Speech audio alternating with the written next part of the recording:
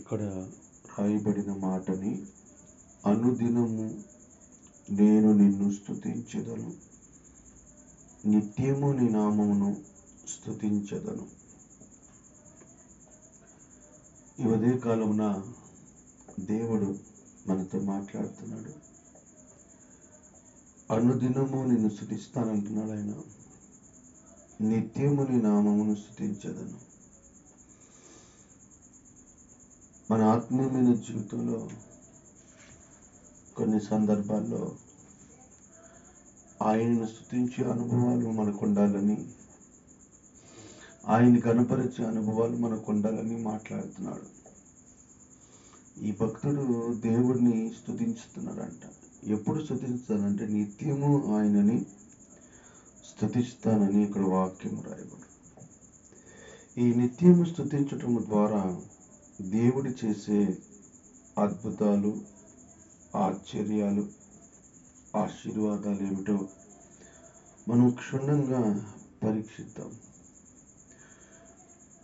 ఇక్కడ ఈ 145వ కీర్తనలో 2వ వచనంలో మాట్లాడు. 5వ వచనంలో ఇక్కడ ఏమంటున్నాడంటే, మహోన్నతమైన నీ ప్రభావ మహిమను, నీ ఆశ్చర్య కార్యములను నేను ధ్యానించెదను.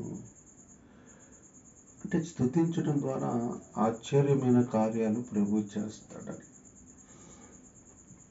మనం ఎవరిని కనపరిచామనుకోండి, మనం ఎవరైనా పొగిడామనుకోండి, వాళ్ళు ఒకసారి రెండుసార్లు హెల్ప్ చేస్తారు. తర్వాత ఇక వీళ్ళేంద్ర పొద్దుగులు మనల్ని పొగుడుతున్నారని వాళ్ళకి అర్థమైపోయింది. అదేదో దేవుణ్ణి కనపరిస్తేనంటే ఆశ్చర్యమైన కార్యాలు జరుగుతాయి అంట. ఎప్పుడు ఆశ్చర్యమైన కార్యాలు జరుగుతాయి అంటే మనము దేవుణ్ణి నిత్యము స్తుతించాలి. మన ప్రతి నోటిలో ప్రతి మాట దేవుణ్ణి కనపరచాలి.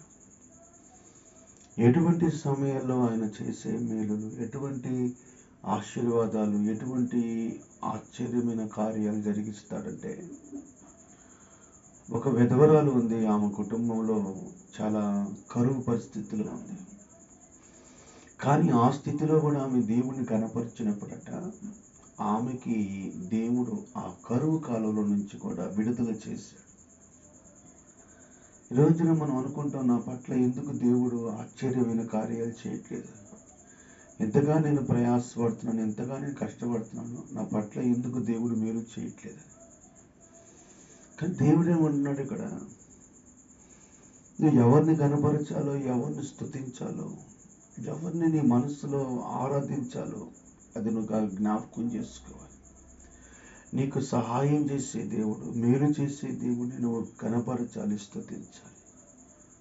ఒకవేళ పైనకి నువ్వు స్తుతించకపోయినా మనస్సులో నేను అనుకోవాలి, ప్రభువా నా పట్ల ఈ కార్యం చేయనైనా నా మనసులో నువ్వు అనుకున్నప్పుడైనా సరే దేవుడు నువ్వు ఏదైతే నీకు కావాలనుకుంటున్నావో అది దేవుడు నీకు సమకూరుస్తాడు. అందుకని మన నోట ఎప్పుడు కూడా దేవుణ్ణి స్తుతించే అనుభవాలే ఉండాలి. ఆయన నాకేం మేలు చేశాడు అని మనం ఎప్పుడు కూడా ఆయన్ని తృణీకరించి మాట్లాడకూడదు. నువ్వు గణపరిచినప్పుడు నీకు ఆయన భీకరమైన కార్యాలు, ఆశ్చర్యమైన కార్యాలు నీకు చేస్తాడు. ఇది నువ్వు అసాధ్యం అనుకున్న దానిని దేవుడు దాన్ని సాధ్యపరిచి నీకు తెలియచేస్తాడట. అలానే రెండో విషయం కూడా గమనిస్తే,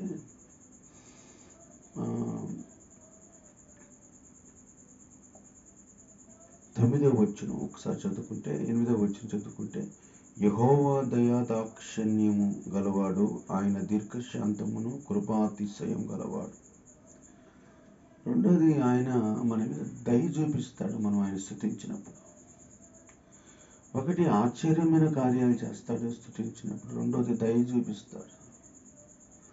కొన్నిసార్లు మనకి ఎంతగా ప్రయాసపడినా మనం అనుకుంటాం కొన్ని సందర్భాలు, నా మీద కొంచెం కూడా జాలి లేదే, ఇంత కష్టపడి పని చేస్తున్నాను, ఇంత కష్టపడి నేను ప్రయాసపడుతున్నాను, కనీసం ఒక్కరో కూడా నా మీద జాలి లేదను.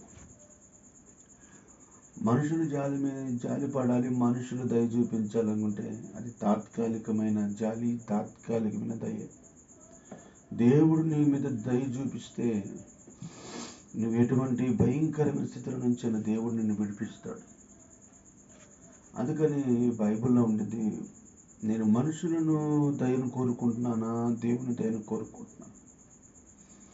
దేవుడు నీ మీద దయ చూపిస్తాడు. ఏది నీకు ఆ కష్టమైనది అనిపించిందో దాంట్లో నుంచి దేవుడు నిన్ను విడుదల చేస్తాడు. కనికరం చూపిస్తాడు, కరుణ చూపిస్తాడు. కానీ నువ్వు ఎప్పుడంటే ఆయనను స్తుతించినప్పుడు, ఆయన్ని ఆరాధించినప్పుడు, నీ మనసులో ఆయనకు ఒక స్థానం నువ్వు ఇచ్చినప్పుడు, ఆయన ఏమని కోరుకుంటాడు?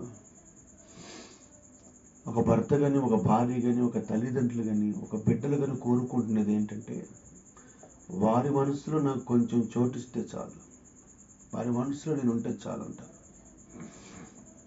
మమ్మల్ని గమనిస్తే చాలు, మమ్మల్ని పట్టించుకుంటే చాలు అంటారు. అంటే మనుషులు కోరుకునేది, కుటుంబస్తులు కోరుకునేది, బంధువులు కోరుకునేది కూడా ఏంటంటే, మాకు విలువ ఇవ్వాలి, మాకు వాళ్ళ ప్రాముఖ్యత ఇవ్వాలి.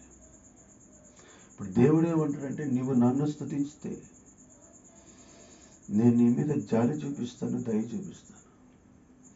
ఒకవేళ ఈ రోజున ధనము లేక అప్పుల సమస్యలతో కన్నీళ్ళ మధ్యలో నీవు ఉన్నావా? నీ అన్న వాళ్ళే నిన్ను నిందిస్తూ అవమానపరుస్తున్నారా? దేవుడు నీ స్థితిని మార్చే రోజు ఒక రోజు ఉంది. ఒకరోజు నీ స్థితిగతులు మారుస్తాడు. ఒకవేళ నువ్వు దీన స్థితిలో ఉన్న, దేవుడు నీకు సంపన్న స్థితిని అనుగ్రహిస్తాడు. నీ కుటుంబంలో శాశ్వతమైన ఆనందాన్ని, ఆశీర్వాదాన్ని